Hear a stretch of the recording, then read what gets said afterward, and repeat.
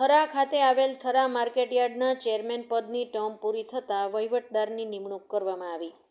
કાંકરેજ તાલુકાના વેપારી મથક થરા માર્કેટયાર્ડની ટર્મ તારીખ 20/6/2024ના રોજ પૂરી થઈ હતી, જેમાં સરકાર દ્વારા કૃષિ, ખેડૂત કલ્યાણ અને સહકાર વિભાગના ઉપસચિવ ધિરાણ કુલદીપસિંહ જે મકવાણાએ તારીખ 16/7/2024ના રોજ હુકમ કરીને બનાસકાંઠા જિલ્લા રજિસ્ટ્રાર શ્રી સહકારી મંડળીઓ નિયામક અને જિલ્લા રજિસ્ટ્રાર યુવરાજસિંહ ચૌહાણે થરા માર્કેટયાર્ડમાં વહીવટદાર તરીકેનો ચાર્જ સંભાળ્યો હતો.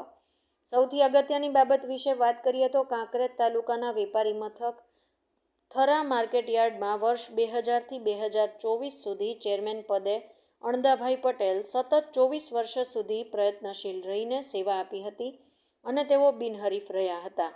ત્યારે હવે લોકસભાની ચૂંટણીના કારણે થરા માર્કેટયાર્ડની ચૂંટણી ન થતાં જિલ્લા રજિસ્ટ્રારની નિમણૂક કરવામાં આવી છે. જિલ્લા રજિસ્ટ્રાર યુવરાજસિંહ ચૌહાણે સૌપ્રથમ થરા માર્કેટયાર્ડ ખાતે આવેલ શ્રી મહાકાલેશ્વર જ્યોતિર્લિંગના દર્શન કર્યા હતા અને ત્યારબાદ વિધિવત રીતે થરા માર્કેટયાર્ડના વહીવટદાર તરીકેનો ચાર્જ સંભાળ્યો હતો. અહેવાલ ઇન્દ્રસિંહ વાઘેલા, ઉત્તર ગુજરાત સાથે ઓમપુરી ગોસ્વામી, બનાસકાંઠા.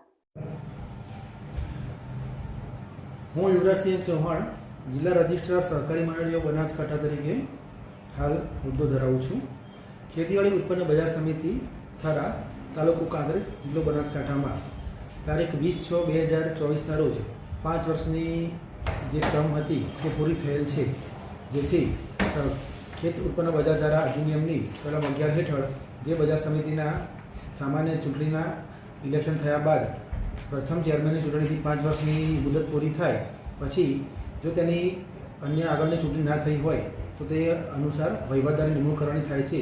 તે અંતર્ગત સરકારશ્રીએ આ કાયદાની જોગવાઈ ધ્યાને લઈને 5 વર્ષ પૂરી થયા બાદ લોકસભા ઇલેક્શનની આચારસંહિતાના કારણે નવું ઇલેક્શન ડિક્લેર ના થયું હોવાના કારણે મારી જિલ્લા રજિસ્ટ્રાર બનાસકાંઠા તરીકે વહીવટદાર તરીકે નિમણૂક કરેલ છે. જે હુકમ ગઈકાલે તારીખ 16 જુલાઈ 2024ના રોજ થયેલો હતો, જેથી આજે તારીખ 17 જુલાઈ 2024ના રોજ મેં રોજ સવારથી બપોર પહેલાં વહીવટદાર તરીકેનો ખેતીવાડી ઉત્પન્ન બજાર સમિતિ થરાનો ચાર્જ સંભાળેલ છે.